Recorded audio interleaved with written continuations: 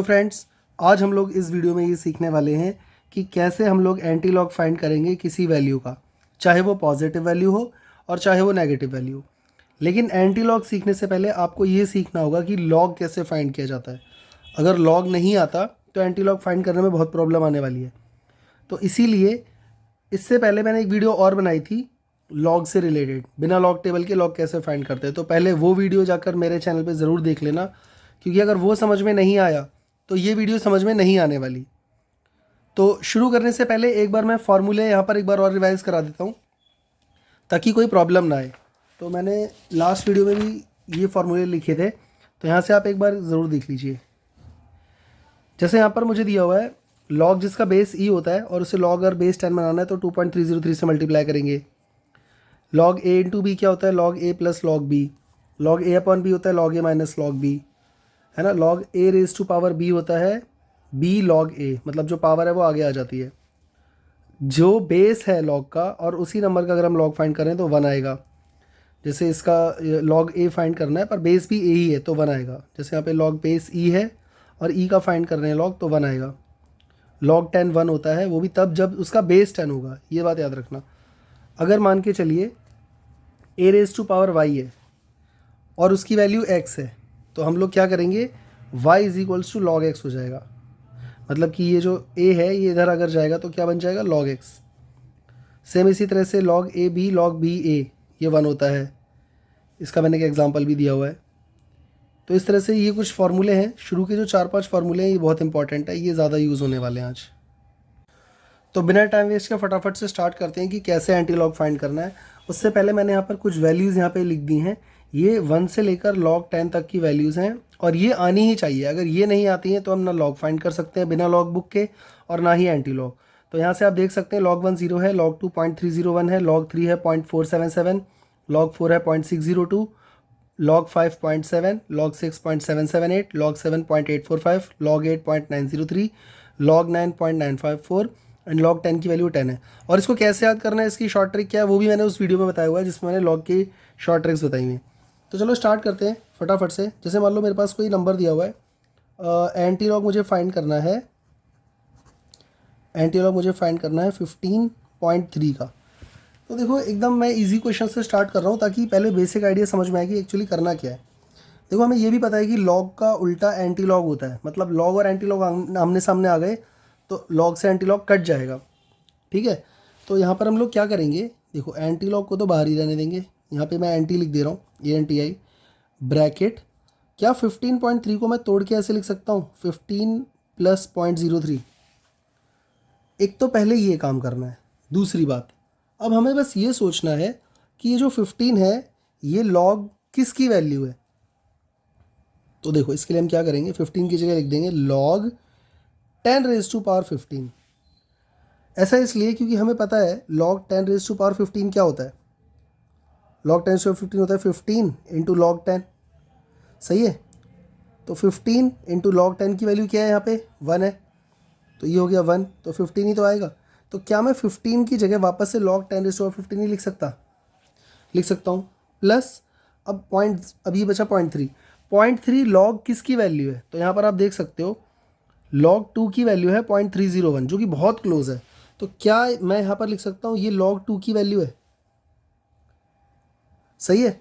अब हमें अच्छे से एक रूल पता है, अभी मैंने फॉर्मूले पीछे दिखाए थे कि log, मान लेते हैं ये a है प्लस ये log b है, तो log a plus log b क्या होता है, log a इंटू बी होता है।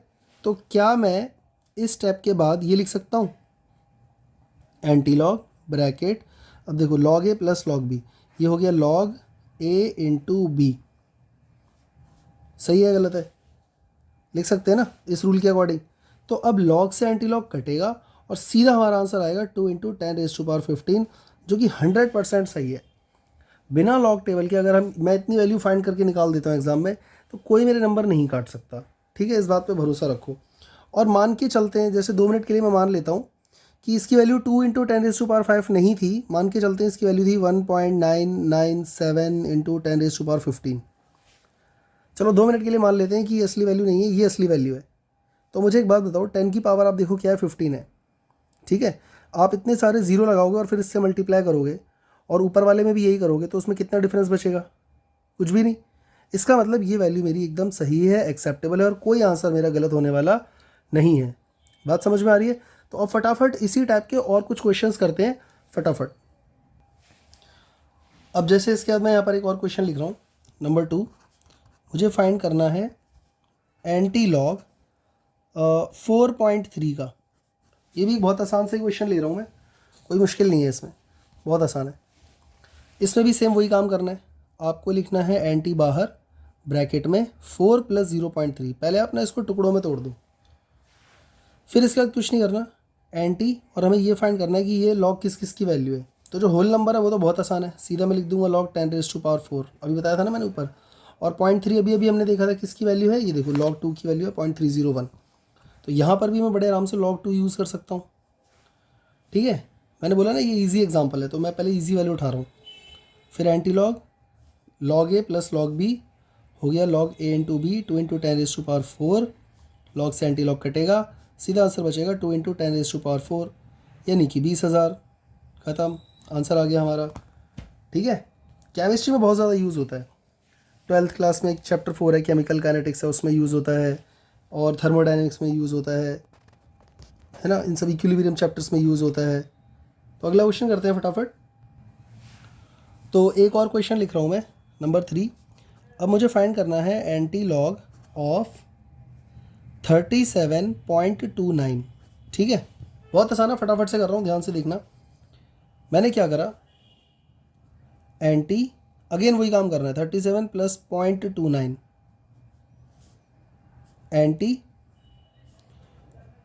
10⁻37।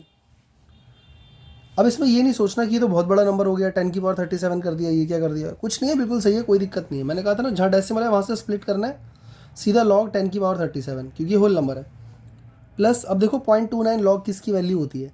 तो अभी भी मैंने आप लोगों को बताया था, यहाँ से हमें ये वैल्यूज़ देखनी है। अब log 2 की वैल्यू देखो क्या है, 0.301, और हमें क्या चाहिए, हमें चाहिए 0.29। तो क्या ये log 2 की वैल्यू नहीं है, बहुत क्लोज नहीं है। और देखो 10⁻37 है, इतने सारे जीरो मल्टीप्लाई करोगे वो अप्रोक्सीमेटली सही हो जाएगा, आप चेक कर लेना कैलकुलेटर से, कोई दिक्कत नहीं है। तो ये हो गया log a + b log a × b। बिना लॉग टेबल के अगर हम इतना भी आंसर निकाल देते हैं ना तो वह एक्सेप्टेबल होता है। तो ये आ गया 2 × 10⁻37, चेक कर लो आप। ठीक है, देखो कितना सिंपल है। अब एक नेगेटिव नंबर का लॉग फाइंड करते हैं, जैसे कि मैं क्वेश्चन लिख रहा हूँ यहाँ पे, नंबर 4, एंटी लॉग -5.7। ठीक है, 5.7। अब इसमें क्या करें, अब तो नेगेटिव आ गया, तो इसकी मैं एक ट्रिक बता देता हूँ। कुछ नहीं करना, बहुत आसान है, जो अभी हमने ऊपर करा है ना वही काम करना है। बस एक छोटा सा ध्यान रखना, जैसे मान लीजिए -5.7 है, तो अब नॉर्मल बच्चा सोचेगा कि मैं इसको स्प्लिट कर देता हूँ, -5 + 7.7 कर देता हूँ, पर ऐसा नहीं करना। हमें इससे अगला बड़ा होल नंबर लेना है, वो भी नेगेटिव में। मतलब मेरे कहने का मतलब ये है -6 + 0.3। इसको मुझे थोड़ा इस तरह से तोड़ना पड़ेगा कि एक डिजिट जो डेसिमल के बाद वाला है ना वो आ जाए पॉजिटिव में और ये वाला नेगेटिव में आ जाए। तो बेहतर होगा कि -6 में मैं 0.3 ऐड करूँ। अब नॉर्मल बच्चा सोच रहा होगा कि मैं क्या करूँगा, -5 और प्लस का -0.7। भाई देखो दोनों नंबर नेगेटिव है, इन दोनों को मैं ऐड करूँगा, ये तो सच है कि ये आ जाएगा, लेकिन मैंने क्या बोला, ये नेगेटिव चलेगा बट ये नेगेटिव नहीं चलेगा। वो इसलिए क्योंकि आपको लॉग की वैल्यू ढूंढनी पड़ेगी, ये किसका लॉग है, और फिर वो नेगेटिव में वैल्यूज़ होती नहीं है जो 1 to 10 मैंने लिखी हैं। इसीलिए इसको आपको बस इतना सा ध्यान रखना है कि जो भी नेगेटिव नंबर होगा ना उससे बड़ा एक इंटीजर ले लेना नेगेटिव में। तो मैंने -6 ले लिया, अब ऑब्वियसली बात है इसमें 0.3 ऐड करूँगा तो -5.7 आएगा। बस इतना सा दिमाग लगाना है। अभी एक क्वेश्चन और करेंगे, क्लियर हो जाएगा। अब क्या करेंगे इसके बाद, इसके बाद कोई दिक्कत नहीं है, सिंपल सा log 10⁻⁻6 प्लस अगेन 0.3 आ गया। अब आप लोग सोच रहे हो कि सर आपने सारे log 0.3 वाले ले रखे हैं, log 2 डाल देते हो आप बार बार।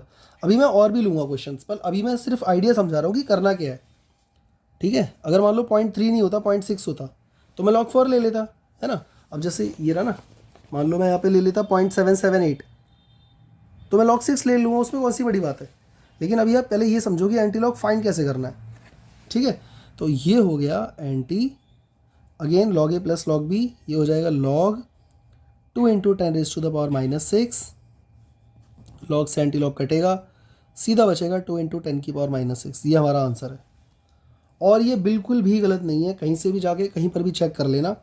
हाँ, अप्रॉक्सीमेशन में आ सकती है वैल्यू कि भाई चलो ठीक है, एकदम एग्जैक्ट डेसिमल के बाद 5-6 प्लेस तक आपको चेक कर रहे हो, वो उतना तो देखो नहीं आएगा क्योंकि आप लॉग टेबल यूज़ नहीं कर रहे हो। और लॉग की 1 to 10 तक जो वैल्यू यहाँ पर मैंने लिखी हुई है, अगर आप इसके हिसाब से चलें तो आंसर एकदम करेक्ट आएगा। तो चलो और क्वेश्चंस करते हैं थोड़े से। अब मैं एक क्वेश्चन करने जा रहा हूँ, एक नेगेटिव नंबर का ही है, क्वेश्चन नंबर 5। ठीक है, मैं थोड़ा सा यहाँ से स्पेस बना के कर देता हूँ ताकि पेज टर्न ना करना पड़े। तो मैं लिख रहा हूँ एंटी लॉग माइनस का 9.1 ले लेते हैं, माइनस का 9.1 ले लेते हैं। चलो देखते हैं इसकी वैल्यू क्या है। देखो अभी मैंने क्या बताया, नेगेटिव नंबर जब भी होगा मेरे को उससे बड़ा नेगेटिव नंबर लेना होगा, तो मैंने ले लिया माइनस का 10।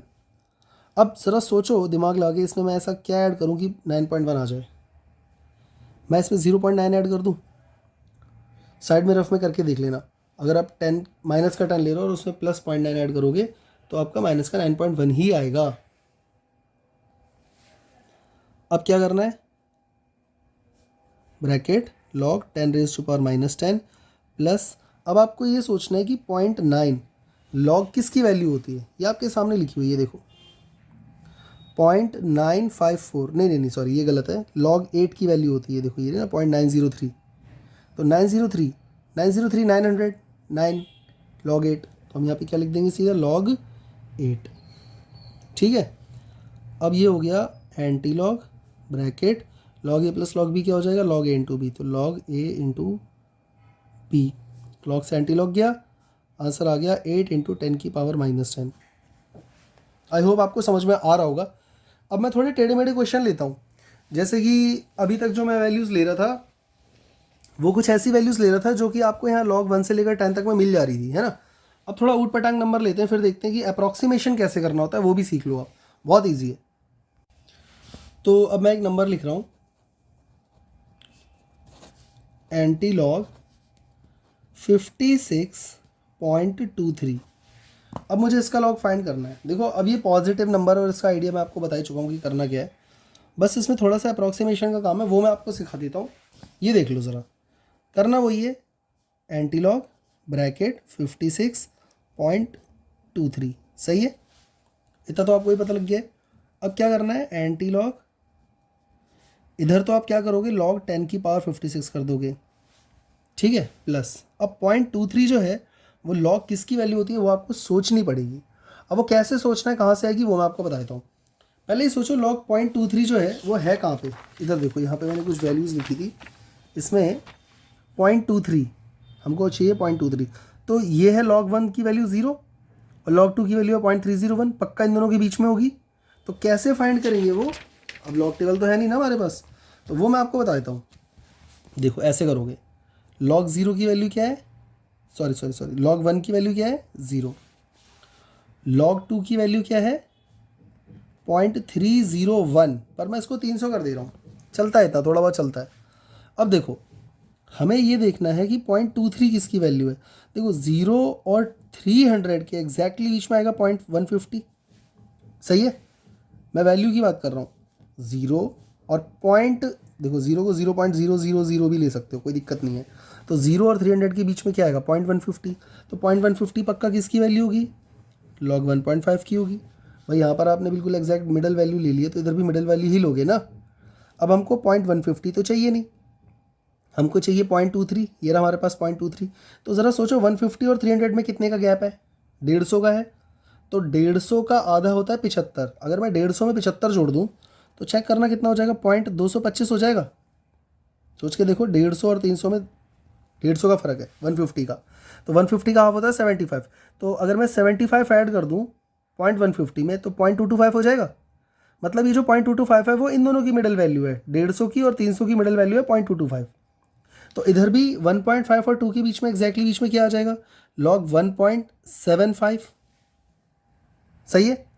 अब ज़रा सोच के देखो, हमें चाहिए था 0.23 और आ गया हमारे पास 0.22 आ गया है, सही है। तो मैं आपसे ये कहना चाह रहा हूँ कि देखो 0.22 है ये और ये 0.23 है, तो थोड़ा सा बड़ा है ना इससे, तो आप 1.75 से भी थोड़ा सा बड़ा ले लो और इसको कर दो 1.75 था ना, इसको कर दो 1.78। समझ में आ गया? इस तरह से अप्रॉक्सीमेशन आपको करनी पड़ेगी। तो अब ये क्या हो जाएगा, अगर नहीं आ रहा है ना समझ में तो एक बार वीडियो को वापस से पीछे करके देख लेना, नहीं तो अगर नहीं समझ में आ रहा तो अगले क्वेश्चन में आ जाएगा पक्का। तो ये हो गया log a इंटू बी, देखो log a plus log b हो जाएगा log a इंटू बी, तो 1.78 इंटू 10 की पावर 56,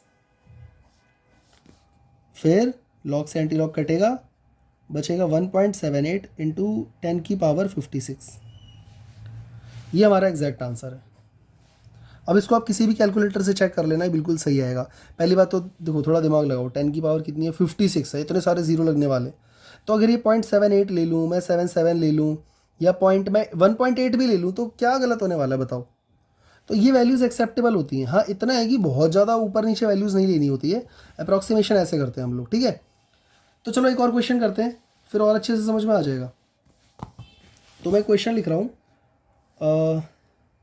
नंबर 7। अब मैं फाइंड कर रहा हूँ एंटी लॉग 14.5। कोई बहुत मुश्किल नहीं है, बस अप्रॉक्सीमेशन सिखाना है इसलिए ऐसा क्वेश्चन ले रहा हूँ। कोई बहुत मुश्किल नहीं है, आसानी है। तो देखो यहाँ पर हम लोग क्या करेंगे, वही पुराना काम, एंटी लॉग ब्रैकेट 14 प्लस 0.5, ठीक है, एंटी लॉग ब्रैकेट, ये तो सिंपल सा लॉग 10 की पावर 14 हो जाएगा, प्लस अब हमें 0.5 सोचना है कि लॉग किसकी वैल्यू होती है। तो अब ये कैसे सोचना है वो देख लो। देखो भाई पहले यहाँ पर ढूंढो कि 0.5 कहाँ पर है, 0.3, 0.477, 0.602।